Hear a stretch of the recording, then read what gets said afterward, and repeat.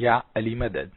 Otherwise, Rai Abu Ali Missionary, wise number 876. 28th of December 1998, Wise and Rahmani Garden, Jamaat Khana in Karachi. Ya Ali Madad.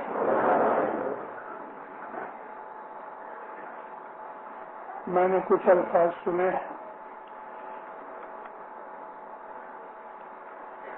آقا کے سامنے غلام کی کوئی حیثیت نہیں. مجھے ایک واقعہ یاد آیا. مصر کے اندر قاضی جوہر کے جو کارنامے تھے، اس قائد کے کارنامے بہت مشہور ہیں.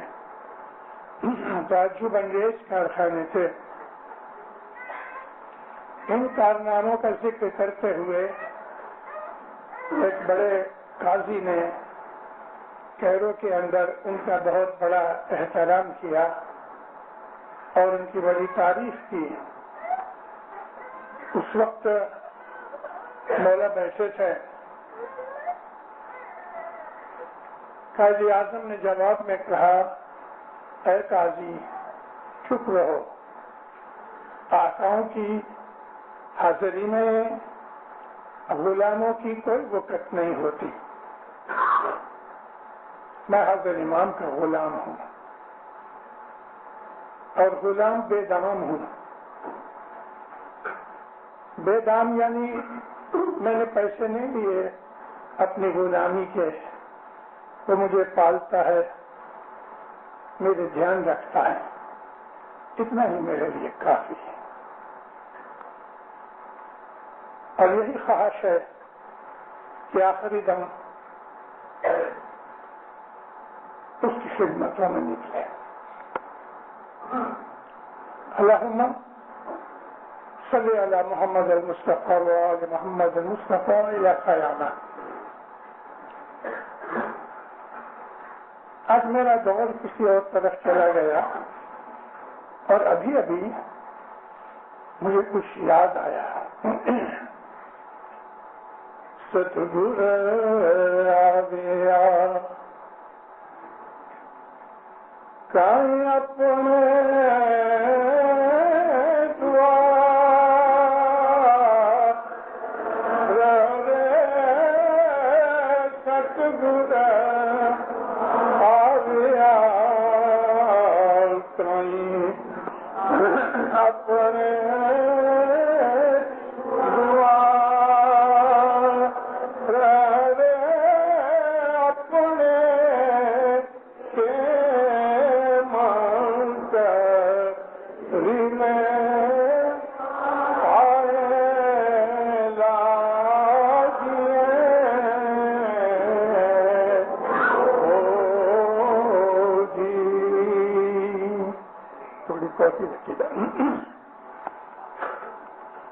حضرت امام پر صلوات پڑھو مومنوں.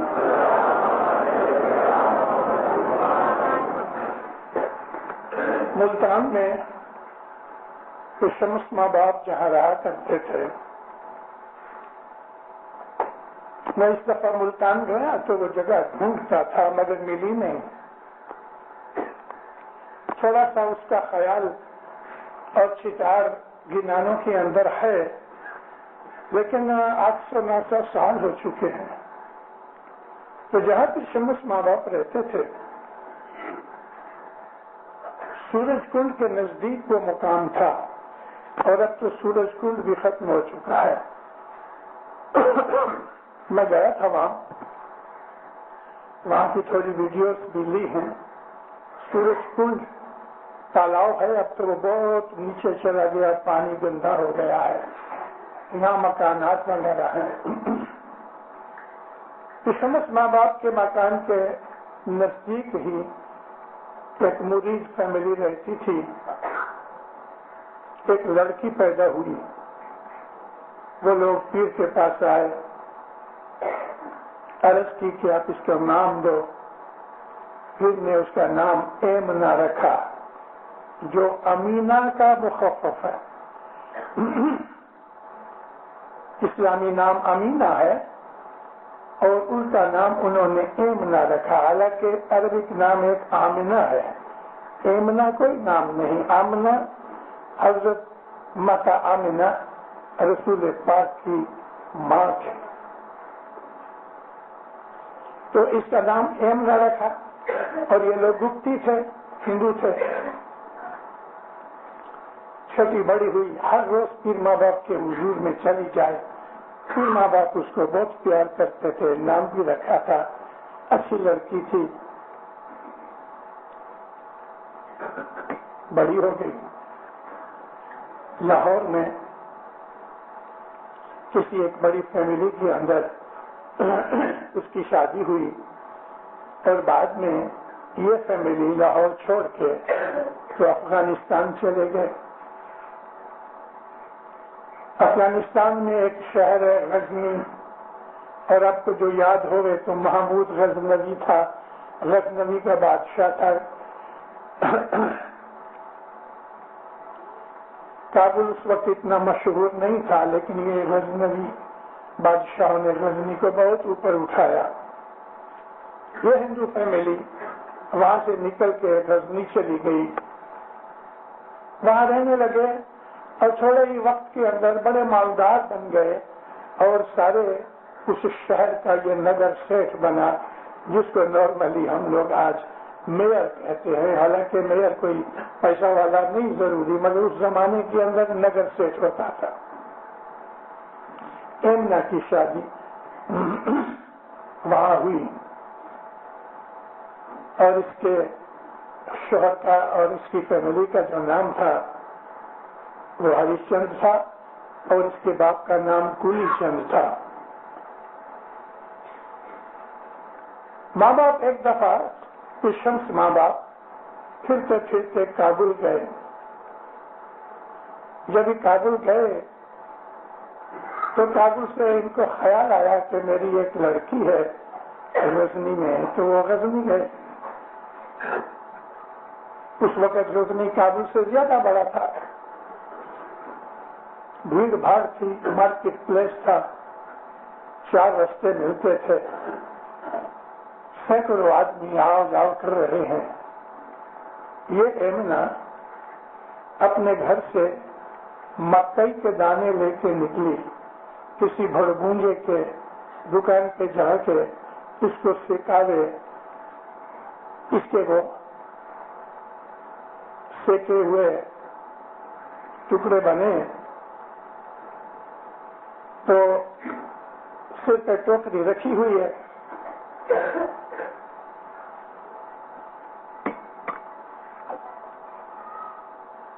اس کی نظر پہنچی، پھر ماں باپ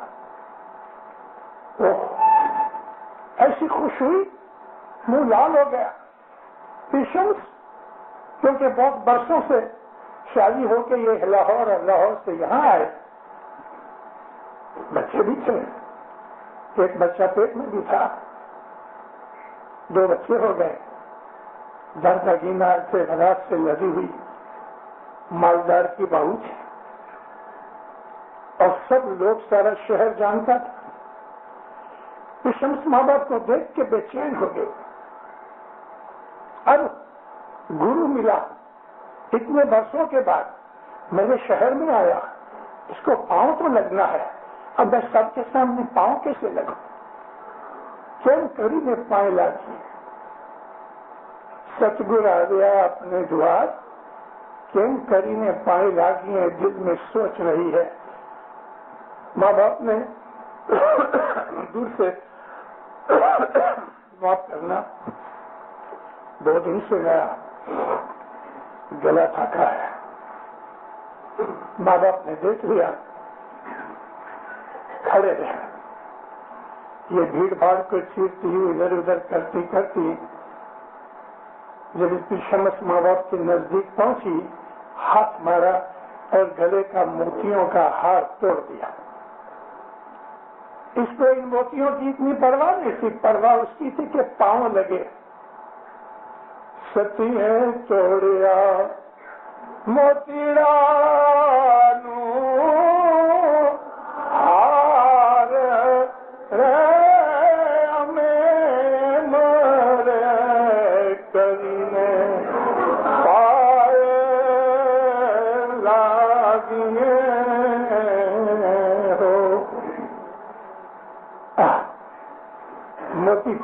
ادھر ادھر بکھر گئے. شمس نے سب کو کھڑا کر دیا. کھڑے ہو جاؤ, دیکھو اس بائی کے موتی کا ہار ٹوٹ گیا. لوگ کھڑے ہو گئے. اب یہ وہ مٹکی تو رکھ دی اس نے, اب یہ موتی اٹھا رہی ہے دوسرے ہاتھ میں, اٹھاتے اٹھاتے اٹھاتے شمس کے ماں باپ کے پاس جو موتی پڑے تھے وہ اٹھاتے وقت ہاتھ لگایا, موتی بنتا کئی لاگی وار, موتی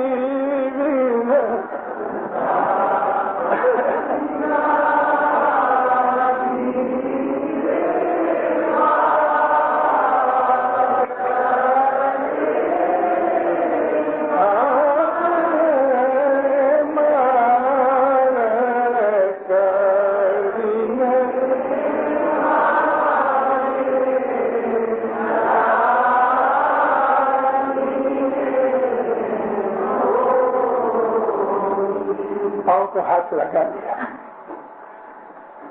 اٹھتے وقت کہتی ہے میرے گھر پہ آنا. کچھ موتی رہے کچھ نہیں ملے, موتیوں کی کوئی پرواہ نہیں تھی. تھوڑے سے موتی رہے, گھر لے کے آئی. شوہر کو کہا یہ بات بنی ہے, کوئی بات نہیں, ہم اور موتی منگائیں گے. یا جو جار سمندر یا نیل ہے, ہمارا من نہ مانے گا موتی لاؤ جو. یہ شمس ماں باپ بہت خوش ہوئے اور اس کے گھر جانے کے لیے بہت فاصلہ رکھ کے اس کا پیچھا کرتے رہے. اور جب وہ اپنے گھر پہنچ گئے تو شمس چلے گئے. دوسرے یا تیسرے دن شمس ماں باپ اس کے گھر گئے. شوہر اور سسر تو دکان پہ تھے. ابھی اس وقت اس کے گھر میں اس کی ساس بھی نہیں تھی, محض ایک چھوٹی نند تھی, شوہر کی بہن. جب اس گھر پہنچے ایمنا بائی نے بہت آؤ بھگت کی, خاطر تواضع کی, جو کچھ بھی دینا لینا تھا, دسمن وغیرہ کی رقم, مہمانی کی کچھ رقم, وہ کچھ بھی, کھانا بنایا, کھانا بھی کھلایا. یہ شمس دعائیں دے کے چلے گئے. اب اس کو ہوش آیا, ارے میرا تو بھانڈا ٹوٹ گیا. یہ جو میری نند ہے یہ سب کچھ کہہ دے گی میری ساس کو, معاملہ بگڑ گیا. یہ مولا ابھی تو لاج رکھ. نند کو کہتی ہے بیٹا تو میری بہن ہے, یہ فقیر جو آیا تھا یہ ہے مسلمان, تو دیکھ رہی تھی, لیکن ہمارے پڑوس میں رہتا تھا. وہ کہتی ہے شرارتی, میری جی بڑے لٹ پٹی, میری زبان جو ہے وہ رہ نہیں سکے گی, میں تو ماں کو سب کچھ کہہ دوں گی. اب اس نے ایک کنگن نکال کے اس کو دیا کہ یہ تو کنگن رکھ, ماں کو کچھ نہیں کہنا.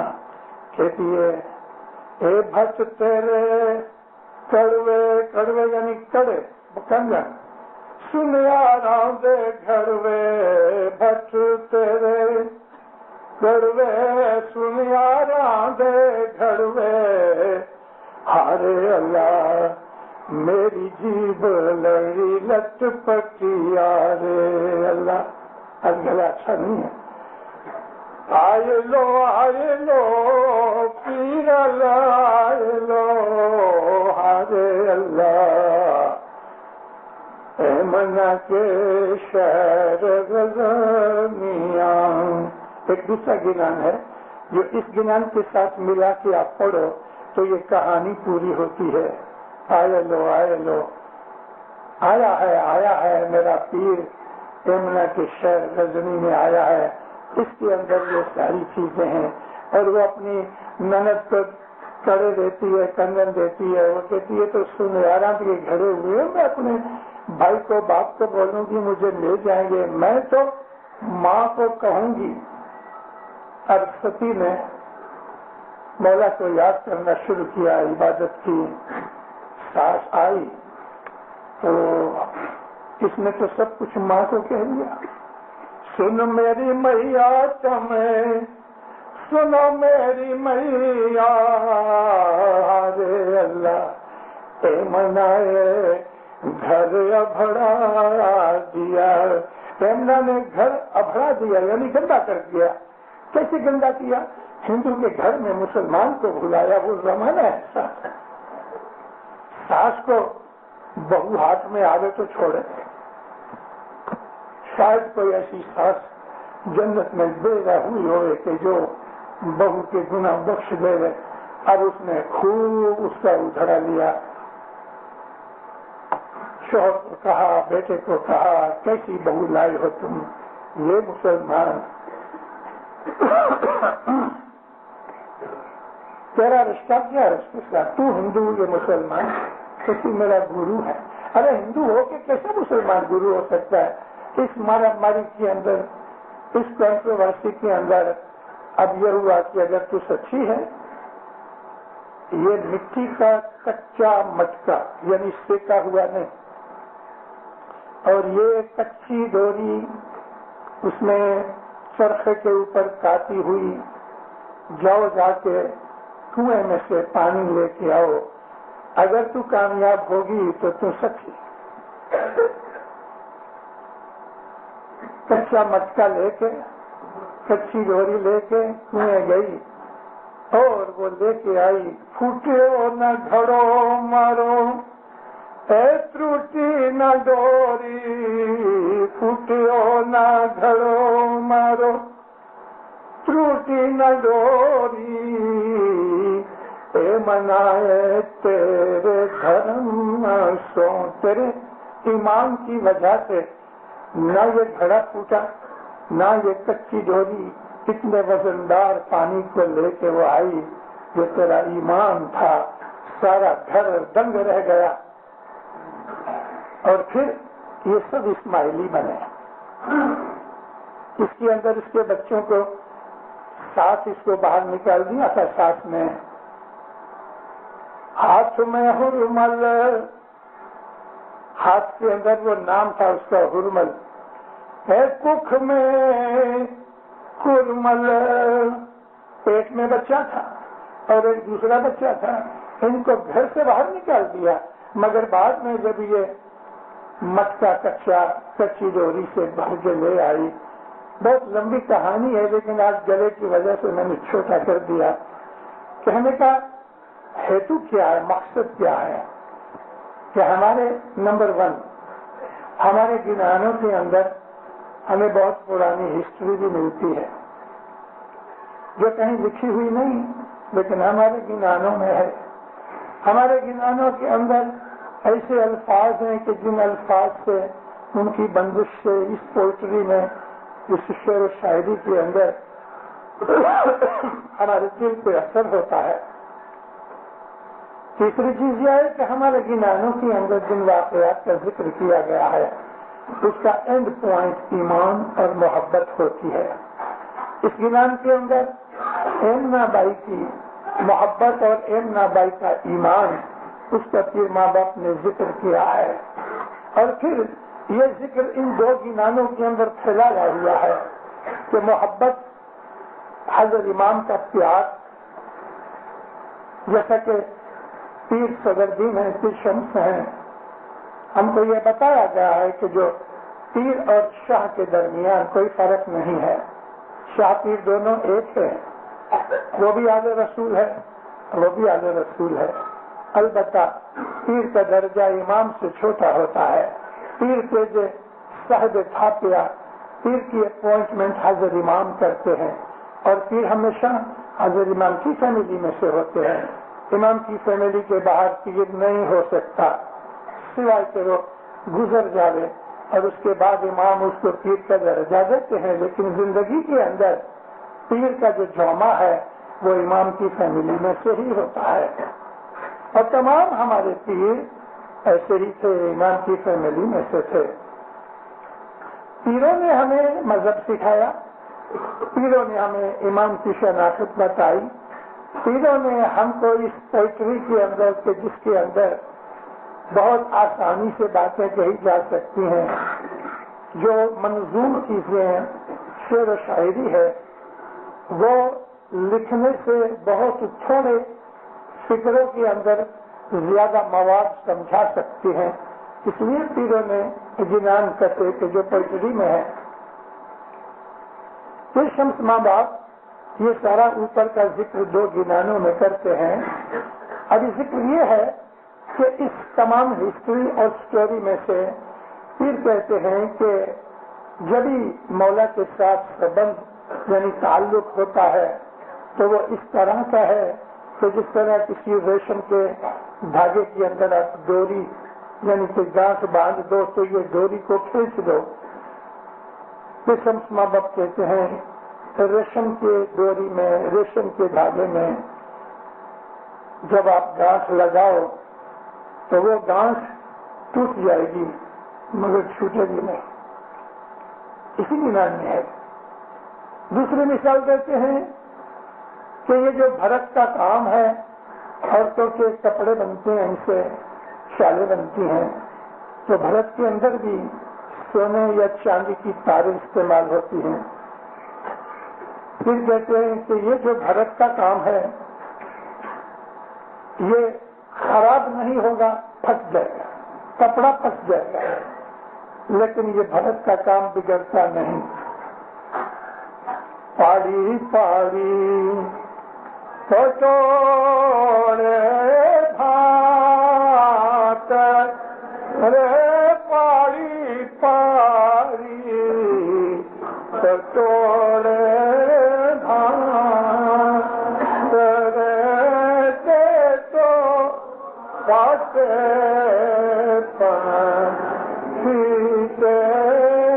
نہیں ہوگی۔ اوپر یہ ڈوری کا ذکر کیا ہے، اس کا مطلب یہ ہے کہ امام کے ساتھ جو ہمارا تعلق بیعت کے بعد جو ہے، امام کی شاگردی میں آ کے، مریدی میں آ کے ہم جو بیعت کر کے وعدہ کرتے ہیں تو اس حلقے میں آنے کے بعد موت آ جائے گی، مگر موت سے پہلے یہ جو وعدہ اور بیعت ہے وہ چھوٹے گی نہیں۔ مرید مر جاتا ہے لیکن اپنے مولا کا دامن پکڑا ہوا چھوڑتا نہیں۔ میں نے ادھر آ کے کچھ ایسے واقعات سنے ہیں، کچھ لوگ خاص طور پہ کچھ جوان آدمی اپنے مذہب سے نکل گئے ہیں۔ وہ نکل گئے ہیں کیونکہ انہیں اپنا مذہب سمجھ نہیں آیا۔ مجھے کچھ آدمیوں نے یہ اطلاع بھی دی ہے، میرا لڑکا، میرا بھائی جماعت خانے نہیں آتا، نمازیں پڑھتا ہے اور کہتا کہ میں اسلام میں داخل ہو گیا ہوں۔ ابھی ان واقعات کو سن کے کوئی تعجب نہیں ہوتا ہے، کیونکہ اسماعیلی مذہب آسان تو نہیں ہے، اسماعیلی مذہب مشکل ہے، اور مشکل اس لیے ہے ایک چیز اندر آنا بہت آسان ہے، حضرت امام کی بیعت کرنا اسماعیلی مذہب میں آ گئے، لیکن بیعت کا نبھانا بڑا مشکل ہے۔ بیعت کا نبھانا اس لیے بھی مشکل ہے کہ ہمارے امام کی جو نورانی حالت ہے وہ ہم نہیں سمجھتے، اور اس کی ظاہری حالت کو ہم اپنی نظروں میں رکھتے ہیں کہ یہ ایک انسان ہے، کھاتا پیتا ہے، چلتا پھرتا ہے، اور ہم کہتے ہیں کہ یہ امام ہے، اس میں اللہ کے نور کی طاقت ہے۔ یہ سمجھنا مشکل ہے۔ جو نور کی کانسیپٹ ہے ہر اسماعیلی کو جاننا چاہیے۔ پہلے یہ جانو کہ نور کیا چیز ہے۔ اللہ ہے، وہ نور ہے، اس کا کوئی بدل نہیں، شکل و شباہت نہیں، کوئی مثال نہیں اس کی، محض نور ہے۔ اب جو ہمیں نور کی سمجھ نہیں ملے تو ہم باقی کی تمام چیزوں کو اچھی طرح سمجھ نہیں سکیں گے. نور کیا ہے؟ نور لائٹ ہے بالکل، مگر خالی لائٹ نہیں. نور عقل ہے، نور طاقت ہے، نور رحم ہے، نور بخشش ہے، نور رب ہے. خدا کے جتنے نام ہیں، جتنی صفتیں ہیں، وہ تمام کی تمام نور کی صفتیں ہیں. خدا تعالیٰ کا کوئی بدل نہیں ہے. نور نظر نہیں آتا لیکن نور کے کرشمے نظر آتے ہیں. نور کو دیکھنے کے لیے ہماری یہ آنکھیں اندھی ہیں. یہ آنکھیں نور کو پا نہیں سکتی. خدا نے ایک مثال دی ہے قرآن شریف کے اندر. موسیٰ علیہ السلام کو لوگ پوچھتے تھے، یا نبی آپ نے کبھی خدا کو دیکھا ہے؟ اب جب نبی، وہ تو نبی ہے، انہوں نے تو خدا کو پہچانا اور جانتے ہیں، لیکن اب جب نبی کہیں کہ ہاں میں نے دیکھا ہے تو یہ کہیں گے ہمیں دکھاؤ وہ کیسا ہے، اور یہ ان کی طاقت سے باہر ہے. تو نبی نے ان لوگوں کی دماغی لیول کے حساب سے کہ وہ لوگ مٹیریلی جسمانی طور پہ خدا تعالیٰ کو دیکھنا چاہتے تھے، نبی نے کہہ دیا میں نے نہیں دیکھا. اگر نہیں دیکھا تو خدا کو پوچھو کب نظر آئے گا. موسیٰ علیہ السلام طور پہ پہنچے. خدا تو سب کچھ جانتا ہے، لیکن موسیٰ علیہ السلام جب بھی پہنچے تو عرض کی رب ارنی، میرے رب، میرے پالنے والے، رب ارنی یعنی میں تجھے دیکھنا چاہتا ہوں. تو خدا کہتے ہیں لم ترانی، یعنی یہ تیری گپ ہے، تو مجھے نہیں دیکھ سکتا. کہا یا مولا مجھے لوگ پوچھتے ہیں تو میں کیا جواب دوں. ابھی خدا تعالیٰ نے موسیٰ علیہ السلام کی اس جستجو کو دیکھ کے کہ موسیٰ کسی طرح سے کوئی مثال بنا کے ان کو دے رہے ہیں، فرمایا اچھا اگر یہ پہاڑ میری تجلی کو برداشت کر گیا تو تو بھی اس کو اچھی طرح سے دیکھ سکتا ہے. ابھی تجلی دینے کے لیے بلوت کا ایک درخت تھا، انگلش میں اس کو اوک کہتے ہیں، OAK، اور فارسی اردو میں بلوت کہتے ہیں. بلوت کا درخت تھا. اللہ نے اپنی تجلی اس درخت کے اوپر ڈالی. جو ہی یہ تجلی درخت پہ ڈالی تو سارا درخت نور کا ہو گیا، یعنی وہ اتنا تیز روشن ہو گیا. اس کا تنا، اس کی شاخیں، اس کے پتے، سب کچھ نور سے بھر گیا اور اس کی برداشت نہ ہو سکی. موسیٰ علیہ السلام بے ہوش ہو کے گر گئے اور طور کا پہاڑ جل کے سرما بن گیا. آج بھی کبھی آپ اس علاقے کے اندر کے جو اسرائیل کے ساتھ پیر اس کا مصر کا لگا ہے، اس کو سینائی کہتے ہیں. سینائی آج آپ جاؤ آپ کو ساری زمین کالی نظر آئے گی. 4000 سال ہو گئے اس بات کو، لیکن آج بھی وہ جلا ہوا طور وہاں موجود ہے. طور تو ختم ہو گیا. موسیٰ علیہ السلام جب بے ہوش ہو کے اٹھے، سجدے میں گرے، خدا کی تعریف کی اور واپس آ کے اپنی امت کو کہا میرا یہ حال تھا کہ خدا تعالیٰ اگر مجھے نہ بچاتا تو میں بھی جل کے سرما بن جاتا. لوگوں کو خدا تعالیٰ کے اس نورانی یعنی دیدار کے متعلق باتیں کرتے تھے کہ انسان کی طاقت نہیں ہے کہ خدا تعالیٰ کو ہم دیکھ سکیں، سوائے کہ ہم عبادت سے اپنی اندرونی آنکھیں ایسی بنا لیں کہ ہم اس کو دیکھنے کے لیے حقدار یا خوش نصیب بن سکیں. تو خدا تعالیٰ جو ہے نا وہ نور ہے. ہم اسماعیلیوں کی مذہب کی جو باریکی ہے وہ یہی ہے کہ ہم حضرت امام کے اندر خدا کے اس نور کو پاتے ہیں، اور یہ کوئی نئی چیز نہیں. نبی کریم نے خود نے فرمایا کہ مجھ میں اللہ کا نور ہے، میں اللہ کے نور میں سے ہوں، میں بھی اور علی بھی. میں اور علی ایک ہی نور میں سے ہیں، اور خدا کے اس نبی نے نور کے متعلق بہت سی باتیں بھی ہمیں بتائی ہیں۔ حدیث کے اندر ایسی ایسی باتیں ہیں مومنوں، کم نصیبی سے مسلمانوں کو معلوم نہیں ہے، اس لیے وہ ہمارے سامنے حجت کرتے ہیں اور ہماری زبانیں بند ہیں، کیونکہ ہم کو جواب دینا نہیں آتا، ہم نے پڑھا نہیں، لکھا نہیں، سیکھا نہیں، اس لیے ہمیں اس بات کے ڈیفنس کے لیے حق نہیں پہنچتا، کیونکہ ہمارے پاس ڈیفنس کی بات ہی نہیں ہے۔ میں آپ کو ایک مثال دینی چاہتا ہوں، نور کی مثال، اور یہ چیز حدیث میں موجود ہے۔ رسول اکرم اپنے کچھ خاص اصحاب کے ساتھ بیٹھے تھے۔ میں نے اپنی واضحوں میں ذکر کیا کہ اصحاب تو بہت سے تھے، تقریباً 1.5 سے پونے 2 لاکھ صحابی تھے نبی کے۔ صحابی اس کو کہتے ہیں کہ جس نے ایک دفعہ نبی کو دیکھا ہوگا، اور مقربین اصحاب وہ ہوتے ہیں کہ جو نبی کے نزدیک رہتے ہیں۔ تو یہ جو نبی کے نزدیک رہتے تھے ان میں تمام کے تمام کوئی اعلیٰ درجے کے صحابی نہیں تھے، تو نبی کو جانتے بھی نہیں تھے، حالانکہ نبی کے ساتھ رہتے تھے، مگر وہ لوگ خصوصی طور پہ جو بالکل الگ تھلگ نبی کے حضور میں جا کے پوچھا کرتے تھے، یا نبی یہ نماز و روزے کے علاوہ اور بھی کچھ ہے؟ تو نبی فرماتے تھے ہے، اور ان کو بتایا کرتے تھے۔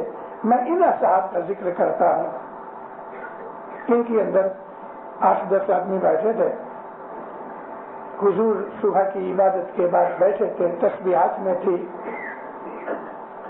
نگاہیں نیچی تھیں، اور آپ باتیں بھی کرتے تھے، ذکر بھی کرتے تھے، اور یہ تمام اصحاب بالکل گم سم بیٹھے ہوئے تھے، سانس کی بھی آواز نہیں آتی تھی۔ رسول کہتے ہیں آج میں تمہیں ایک واقعہ سناؤں، بالکل اٹینٹو ہو گئے۔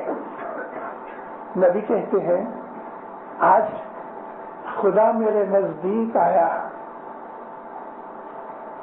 میرے نزدیک آیا تو اس نے اپنا دایاں ہاتھ میری گردن کے پیچھے پیٹھ پہ رکھا۔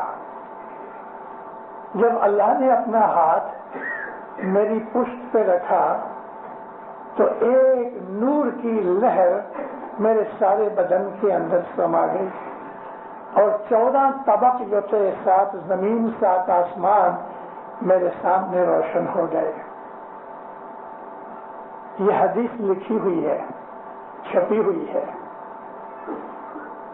اب میں سوال کسی سے کروں تو کیا کروں کہ کیا سچ مچ خدا کا ہاتھ ہمارے میٹیریل ہاتھ کی طرح ہے؟ کیونکہ رسول کی پیٹھ ہے، گردن ہے، وہ میٹیریل ہے، گوشت پوشت کی ہے، لیکن کیا وہ ہاتھ ایسا ایک انسان کے ہاتھ جیسا چھوٹا بن گیا؟ خدا کہتا ہے کہ تمام جتنی بھی کائنات ہے وہ میری مٹھی میں ہے، تو خدا کی مٹھی کتنی بڑی ہونی چاہیے، اور اب وہ مٹھی اتنی بالکل چھوٹی بن گئی کہ رسول اللہ کی گردن کے پیچھے ہاتھ رکھا۔ میرے دل میں خوشی ہے کہ اس میں چھپی راز کی میں بات جانتا ہوں، مگر منہ سے بولنے کے لیے ہچکچاتا ہوں، کیونکہ اس میں ایک راز ہے۔ آپ کو میں نے یہ بات اس لیے کہی، ممکن ہے آپ میں سے کوئی اس کے اندر کی چھپ ہوئی یہ جو راز اور بھید ہے کچھ خود سمجھ سکے۔ ایسا خیال کرو، اتنا بڑا خدا کا ہاتھ کہ 7 آسمان زمین اس کی مٹھی میں ہے، تو وہ مٹھی کیسے چھوٹی بن گئی کہ رسول اکرم کی گردن کے پیچھے آئی؟ کیا کہوں؟ چلو میں آپ کو بولوں، وہ ہاتھ علی کا ہاتھ تھا۔ پڑھو ایک صلوات اللہ۔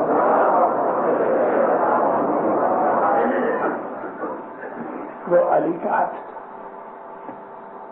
کہ جس ہاتھ کے لیے رسول کہا کرتے تھے کہ یہ ید اللہ ہے، علی کا ہاتھ ہے وہ اللہ کا ہاتھ ہے، علی کی آنکھیں ہیں وہ اللہ کی آنکھیں ہیں، علی کی زبان ہے وہ اللہ کی زبان ہے، علی کا ہاتھ اللہ کا ہاتھ ہے۔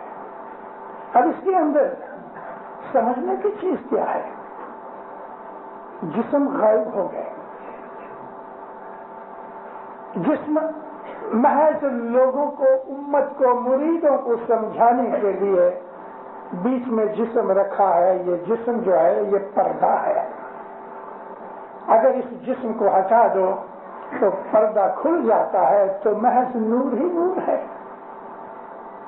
نور کو موت نہیں، نور کو بیماری نہیں، نور کو بھوک نہیں، نور کو نیند نہیں، نور کو کوئی محتاجی نہیں، مگر یہ نور ہے. چونکہ ہماری حالت نہیں ہے کہ ہم اس نور کو سمجھ سکیں، کہ ہم کو محض چھوٹے بچوں کی طرح وہ باتوں سے سکھایا جاتا ہے کہ جو بچے سمجھ سکیں. تمام نبی جو ہیں وہ خدا کا نور ہیں، مگر نیچے اتر کے لوگوں کی لیول میں آ کے وہ لوگوں جیسے بن کے لوگوں سے باتیں کرتے اور ان کو سمجھاتے ہیں. بچہ جب یہ بولنے سیکھتا ہے تو اس کی زبان توتلاتی ہے. سب سے پہلے وہ اپنی ماں کے ساتھ تکلم کرتا ہے. توتلے کی ماں محض وہ سمجھتی ہے، توتلے کی زبان دوسرے کوئی نہیں سمجھتا. اور ماں جب بات کرتی ہے تو وہ لیول سے نیچے اتر کے بچے کی لیول میں آ کے اسی توتلی زبان میں بات کرتی ہے تاکہ بچہ سمجھ سکے. نبی اور امام جو ہوتے ہیں وہ ہمارے انسانوں کے اندر آ کے انسانوں جیسی زبان بولتے ہیں تاکہ ہم ان چیزوں کو سمجھ سکیں. یہاں اگر رسول اللہ یہ کہتے کہ علی نے میرے گردن کے پیچھے ہاتھ رکھا تو شور بخور ہو جاتا، ہنگامہ ہو جاتا. مگر ہمیشہ راز کی باتیں راز کے الفاظوں کے اندر بولی جاتی ہیں. نبی کریم کو رسول کہ جس نے نور سے ساری کائنات بنی، اس کو ان لوگوں کے اندر یہ بیٹھ کے یہ بات کہنے کی ضرورت کیا ہوئی؟ یہ جو اصحاب تھے، خصوصی اصحاب تھے، نبی کے پاس بیٹھے ہوئے تھے، ان کو یہ بات سنانے کی رسول اللہ کو کیا ضرورت پڑی؟ چپ رہتے. ان کے ساتھ جو ہو چکا تھا. لیکن نبی نے یہ بات کہہ کے علی کی سمجھ دی کہ علی کون ہے. میں نے کسی واعظ میں سلیمان فارسی کا ذکر کیا تھا کہ 12 برس کے مولا مرتضی علی تھے. 1.5 برس ہوا کہ سلیمان مسلمان ہوئے. سلیمان کی عمر بہت بڑی تھی. کتابوں تواریخ کے حساب سے 250 کے اوپر کی عمر میں وہ گزر گئے. تو جب گھوڑے کے اوپر بیٹھے بیٹھے علی نے اس کو کوئی سلام وغیرہ نہیں کیا، یہ اس کو محسوس ہوا کہ یہ 12 برس کا لڑکا مجھ بوڑھے بزرگ کا ادب نہیں رکھتا. تو اس کو ذرا برا لگا، بہت دنوں سے برا لگ رہا تھا. تو کہتا یا علی میری بزرگی کا خیال کرو، گھوڑے پر بیٹھے ہو، میں نیچے کھڑا ہوں، تم کو میری بڑائی کا کوئی خیال نہیں. مرتضی علی کہتے ہیں اچھا بھلا مجھے یہ بتاؤ کہ فاران کے جنگل کے اندر جب شیر تیرے سامنے آ گیا تو تم گھبرا گئے تو تم نے کیا کیا؟ کہتا میں نے یزدان کو یاد کیا. یزدان فارسی زبان کے اندر ایرانیوں کے خدا کا نام ہے. پھر کیا ہوا کہ 12 برس کا ایک لڑکا کہیں سے نکلا، 10-12 سال کا، اس نے شیر کو للکارا، منہ نیچے کر کے شیر چلا گیا. میری جان بچی. میں نے جنگل کے پھول اکٹھے کر کے گلدستہ بنایا اور میں نے اس لڑکے کو شکرانے کے طور پر پیش کیا. مرتضی علی نے اپنے قبا کے اندر ہاتھ ڈال کے وہ گلدستہ نکالا پھولوں کا، کہ کہنے لگے سلیمان کیا یہ پھولوں کا گلدستہ تھا؟ اب وہ 150 سے زیادہ برس کی بات حیران ہو گیا، لیکن اندر کی آنکھیں کھل گئیں کہ یہ علی جو ہے یہ اگر اس وقت بھی 10 برس کا تھا تو یہ انسان نہیں ہے. گھٹنوں پہ بیٹھ کے سلام کیا اور اس وقت اس کو علی کی شناخت بنی کہ علی حقیقتاً خدا کا نور ہے. اور بلا شک ہے یہ ایک راز ہے جو ہمیں غیروں کے سامنے نہیں کہنا چاہیے. ہم لوگوں کے اندر بیوقوف بھی بہت ہے. کسی آدمی جو غیر آدمی ہم کو پوچھتے ہیں کہ بھلا تم آغا خان کو خدا مانتے ہیں؟ ہاں ہم خدا مانتے ہیں. یہ بیوقوفی ہے. اور آغا خان تو بدن کا نام ہے، اس کے نور کا نام نہیں ہے. تو آغا خان کو ہم خدا نہیں مانتے، ہم تو نور کو خدا مانتے ہیں. نور کی بات غیروں سے کرنی بھی کیوں؟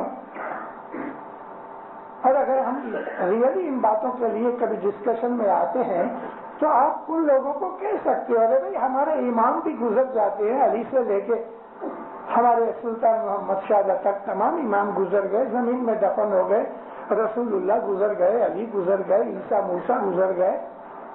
خدا تو نہیں گزرتا، ہم اس کو خدا نہیں مانتے. مگر یہ چیز کہ جو نور ہے وہ ہمیں اپنے دل میں رکھنا چاہیے.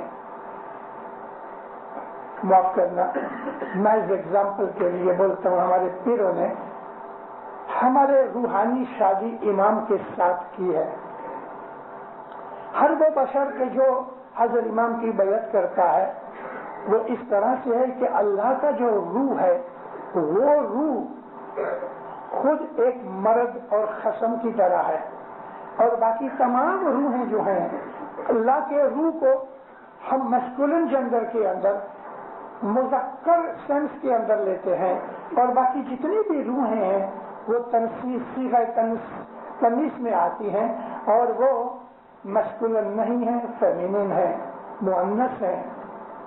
تمام روحیں مؤنث ہیں. اور خدا تعالیٰ کے واصل حق ہونے کا نام خدا کے روح کے سپریم سول کے ساتھ ہماری روح مل جائے، اس کو ہم کہتے ہیں فنا فی اللہ ہونا، واصل بحق ہونا. اور اسی چیز کو ہمارے پیروں نے گنانوں میں مولا کے روح کے ساتھ ہماری روح کی شادی ہو رہے. ہمارے گنانوں میں شادیوں کا ذکر ہے. اپنے آپ کو پیروں نے بھی بیوی کے طور پہ ناری روپ میں پیش کیا ہے. وہ کیا ہے؟ خدا کے نور کے ساتھ ہماری روح مل جائے. ہمارے اسماعیلی مذہب کا ایم یہ ہے. ہمیں جنت کی کوئی پرواہ نہیں. اس میں کیا تھا کہ تم نے جو مولا کے ساتھ بیعت کی ہے وہ موت تک بھی ٹوٹ نہیں سکتی. موت تک بھی ہماری بیعت ٹوٹ نہیں سکتی. ان لوگوں کو کہ جو اپنے اسماعیلی مذہب کو نہیں سمجھے اور وہ شریعت اسلام کی طرف واپس چلے گئے ہیں، ان کو برا مت کہو، مگر ان کو سمجھاؤ. اور اگر وہ نہیں سمجھتے تو چھوڑ دو ان کو. وہ دوسری جماعت میں سے نکل کے پہلی جماعت میں آ گئے ہیں. وہ اوپر سے نیچے مذہب کی سمجھ نہیں آئی، اور اس لیے سمجھ نہیں آئی کہ ظاہراً طور پہ ہم حضرت امام کو دیکھتے ہیں تو ہمیں ایک انسان نظر آتا ہے. ان لوگوں کے دلوں میں کہ جو اسماعیلی مذہب سے نکل کے غیروں میں چلے گئے، اور وہ جو غیر ہم کو باہر سے دیکھتے ہیں تو وہ ایک کنفیوزڈ ہے اس بابت کے اندر کہ حضرت امام ایک انسان ہے، کھاتا ہے، پیتا ہے، بیمار ہوتا ہے، زخم لگتے ہیں، بوڑھا ہو گیا ہے، 60 برس کی عمر ہو گئی، پاؤں بھی دکھتے ہیں مولا کے، اور ایک دن یہ بدن ختم ہو جائے گا. ہمارے 48 امام دنیا کے اندر آئے اور بدنی طور پہ گزر گئے، وفات پائی، دفن ہوئے. یہ بھی بدن ایک دن بوڑھا ہو جائے گا، 10-20 برس کے بعد کے 25 برس کے بعد کے 100 برس کے بعد بھی، لیکن ایک دن یہ بدن بھی مٹی میں چلا جائے گا. مگر نور تو رہے گا. دوسرا امام ضرور آئے گا. نور منتقل ہوتا ہے. ایک آدمی اپنی زندگی میں کتنے کپڑے بدلتا ہے؟ کپڑے پھٹ جاتے ہیں، وہ ایسا ہی رہتا ہے. کپڑے بوڑھے بھی ہو جاتے ہیں، ٹوٹ بھی جاتے ہیں، پھٹ جاتے ہیں. امام کا جو نوری جو بدن ہے اس کا، اس نوری بدن کو دیکھ کر اس میں سے ہدایت لینا ہماری طاقت نہیں ہے، کیونکہ ہم اس کے نور کو دیکھ نہیں سکتے، سمجھ نہیں سکتے. تو مولا کا جو نوری بدن ہے وہ اس نے ظاہری بدن میں چھپا کے رکھا ہے. رسول اکرم بھی ایسے ہی تھے. ایک دن، اب میں آپ کو یہ ایک اور حدیث بیان کروں کہ جو عام سنی مسلمان نہیں مانتے، لیکن सुन्नियों ही की उलेमा की किताबों में लिखा हुआ है। एक दिन ऐसे ही असहाब जो बहुत नजदीकी असहाब थे, नबी इनसे बहुत बातें करते थे। एक दिन किसी ने पूछा, या नबी आपकी नूरी हालत कैसी है? बदन में तो दिखता है, लंबी दाढ़ी थी नबी करीम की, लंबी नोक वाली, नाफ तक लंबी दाढ़ी थी, मूछें नहीं थी, मूछें हुजूर कटवा देते थे, आंखों में सुरमा डालते थे रोज। हुजूर की जो नाक थी वो तीखी नाक थी, सीधी थी और नोकदार थी।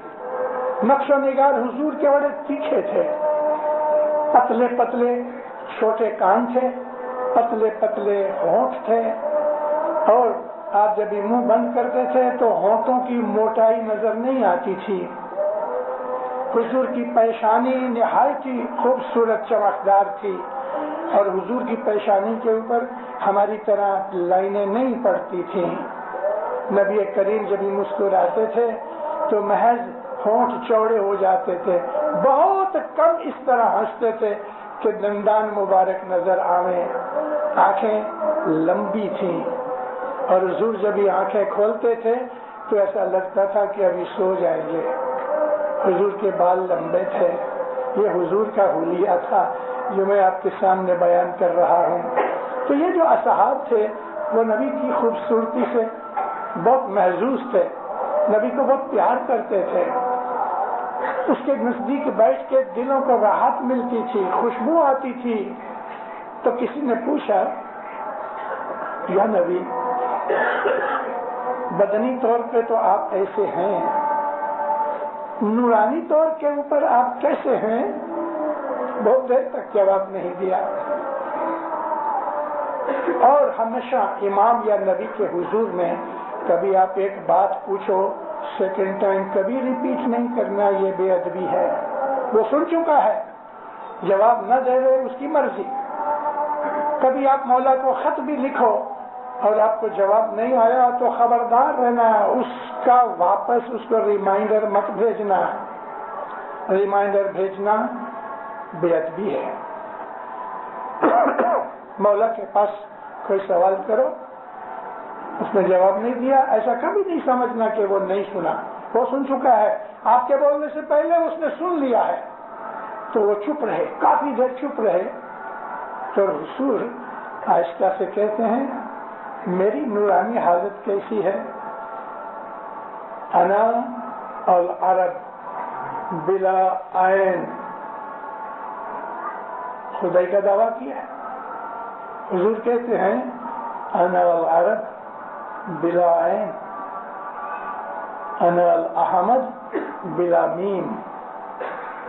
यूं कहे कि मैं खुदा हूं तो शिर्क का नाम आ जाता है बीच में। लेकिन किस हिकमत के साथ हुजूर ने खुदा का दावा किया है? मैं अरब हूं, ऐन के बगैर तो बाकी क्या रहा? रब रहा।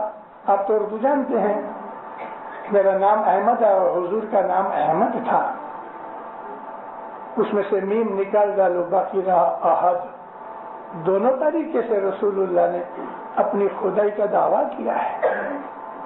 ये राज की बातें हैं, गैरों से मत करना। मैं आपको अपना समझ के इस्माइली मजहब का अपनी वाजों में थोड़ा थोड़ा कहीं कहीं मैं इल्म दिया करता हूँ। मैंने कभी एक कंप्लीट वाइज नूरी हालत के ऊपर शायद एक दफा मैंने की है, वगरना मैं कम बोला करता हूँ, मगर बोलता हूँ थोड़ा थोड़ा, इसलिए कि जमात के अंदर समझदार भी हैं, बेवकूफ भी हैं।